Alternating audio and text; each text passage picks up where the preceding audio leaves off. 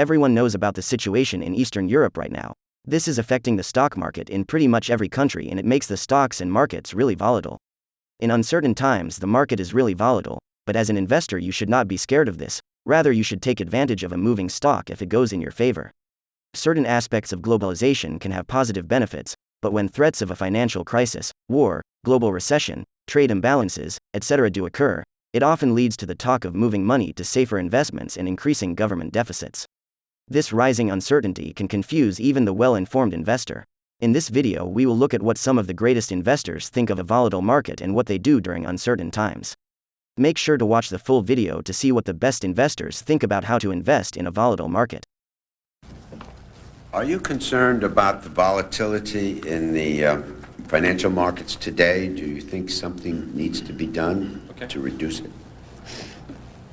I love volatility. I remember when in 1972 the market went from down dramatically, and Taco Bell went from 14 to 1.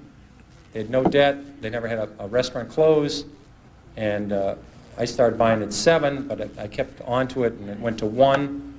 And it was the largest position in Magellan in 1978 when it was bought out by $42 by Pepsi-Cola, and I think it would have gone to 400 if they didn't buy it out. I think volatility is terrific. I think these callers are very important. I don't think the market going up 80 points one day and down 80 the next is a good thing for the public. I think that's not a very good thing. But I think all of these callers and all these other things, to keep the volatility down each day is important. But the market's going to go up and down. Human nature hasn't changed a lot in 25,000 years. And some event will come out of left field, and the market will go down or the market will go up. So volatility will occur, and markets will continue to have these ups and downs. I think that's a great opportunity if people can understand what they own. If they don't understand what they own, they can own mutual funds, try and figure out mutual funds they own, and keep adding to it. Basic corporate profits have grown about 8% a year historically. So corporate profits double about every 9 years. The stock market ought to double about every 9 years. So I think the market's about 3,800 today, 3,700. I'm pretty convinced the next 3,800 points will be up. It won't be down. The next 500 points, the next 600 points, I don't know which way they're going. So the market ought to double in the next 8 or 9 years. It ought to double again in the 8 or 9 years after that. Because profits will go up 8% a year, and stocks will follow. That's all there is to it. Lynch said that volatility is great if you know what you own and why you bought it. Volatility creates opportunity to buy in at a bargain price, and you should take advantage of this if you know a stock is cheap. Lynch also mentioned that if people don't understand what they own or don't want to use their time trying to figure out what stock to buy, they can just buy a mutual fund and keep adding money into the fund, and over time it will most likely give a positive return. Lynch then goes on to talk about how corporate profits have on average grown about 8% per year. That means it doubles about every 9 years. The same goes for the stock market, because stocks follow earnings in the long run, but in the short term stocks are volatile and move up and down a lot, especially smaller companies. Although smaller companies are more volatile, they are also the place where there are the most bargains. But you should study history, and history is the important thing you learn from. What you learn from history is the market goes down. It goes down a lot. The math is simple. There's been 93 years a century. This is easy to do. The market's had 50 declines of 10% or more. So 50 declines in 93 years. About once every 2 years, the market falls 10%. We call that a correction. That means, that's a euphemism for losing a lot of money rapidly, but we call it a correction. And so 50 declines in 93 years, about once every 2 years, the market falls 10%.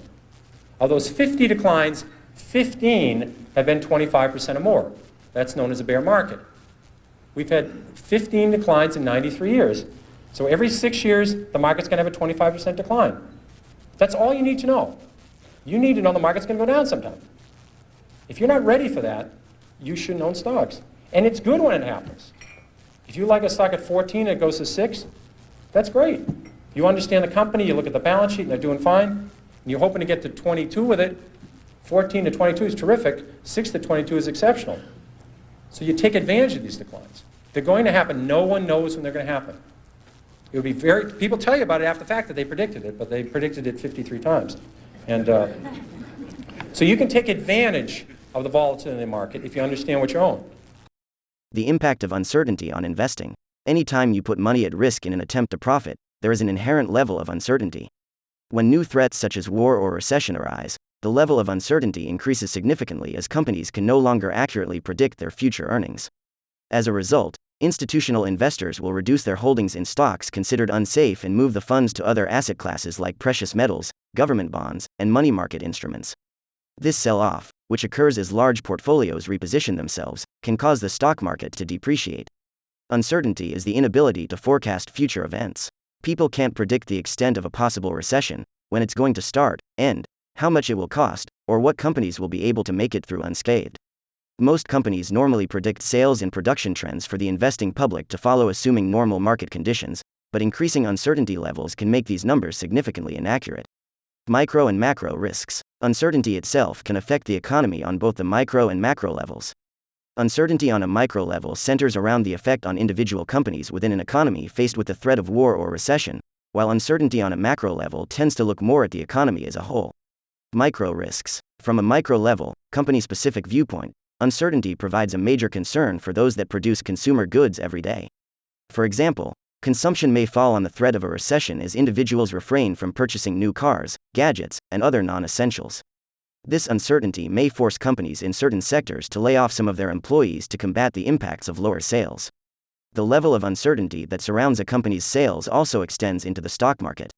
Consequently, stock prices of companies that produce non-essential goods sometimes experience a sell-off when levels of uncertainty rise. Macro risks. On a macro level, uncertainty is magnified if the countries at war are major suppliers or consumers of goods. A good example is a country that supplies a large portion of the world's oil. Should this country go to war, uncertainty regarding the level of the world's oil reserves would grow. Because the demand for oil would be high and the supply uncertain, a country unable to produce enough oil within its own borders would be required to ensure that enough oil was stored to cover operations. As a result, the price of oil would increase. Another macro-level event that affects companies and investors is the flight of capital and devaluation of exchange rates. When a country faces the threat of war or recession, its economy is considered uncertain. Investors attempt to move their currency away from unstable sources to stable ones. The currency of a country under a threat of war may be sold in the currencies from countries without the threat or bought instead. The average investor probably would not do this, but the large institutional investors and currency futures traders would. These actions translate into a devaluation of exchange rates. Investing strategies for uncertain times. When situations of heightened uncertainty arise, the best defense is to be as well informed as possible. Keep updated by following news that impacts markets and researching individual companies. Analyze which sectors have more to gain and lose in a crisis, and decide on a long-term plan. Investing in gold has been a popular strategy during hard economic times, primarily because gold has an intrinsic value. Times of heightened uncertainty can lead to great opportunities for investors who position themselves to take advantage of it. Some investors might decide to go on the offensive and search for companies that provide goods or services that will lead to great returns when things turn around. It is difficult to commit capital during uncertain times, but it can often reap huge rewards in the long run.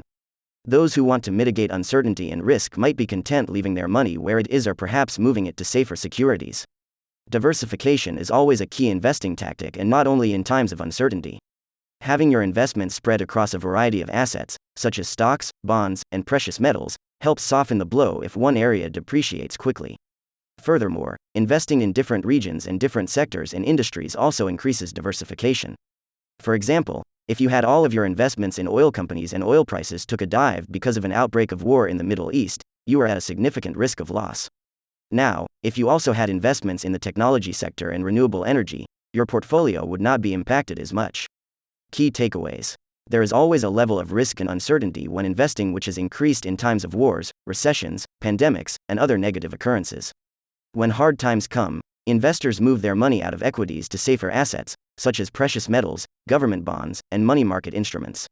The move of investor capital from equities to safer assets causes the stock market to depreciate. Uncertainty impacts the economy on both the micro and macro level. On the micro level, it focuses on companies and individuals, while on the macro level, it focuses on the overall economy, like global oil prices and the flight of capital. Being well informed and adjusting your investment strategy as events change over time will allow you to invest wisely during uncertain times. Diversification is a key investment strategy that prevents significant losses if one area of your portfolio takes a serious hit. That's it for today's video. I hope you enjoyed it and learned something new. Make sure to like this video and subscribe to Compounding Club because it helps out the channel a lot. Thanks for watching the video, and I'm looking forward to speaking again soon.